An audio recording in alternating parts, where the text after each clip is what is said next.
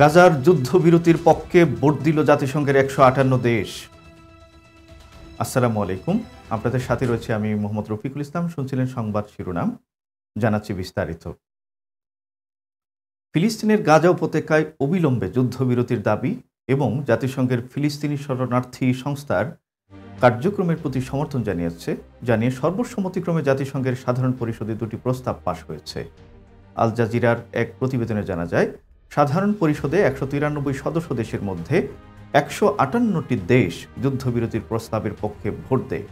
প্রস্তাবের বিপক্ষে ছিল 9টি দেশ, আর ভোটদানে বিরত থেকেছে 113টি দেশ। উল্লেখ্য, গাজায় এখনও পর্যন্ত 44,800-রও বেশি মানুষ নিহত হয়েছেন, যাদের অধিকাংশ ফিলিস্তিনি নারী ও শিশু। আহত অবস্থায় আছে 1,06,257 জন।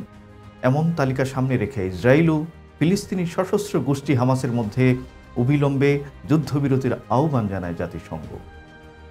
দর্শক, এই ছিল এখনকার মতো সংবাদে। পরবর্তী সংবাদ দেখার আমন্ত্রণ জানিয়ে এখানে শেষ করছি। খোদা হাফেজ।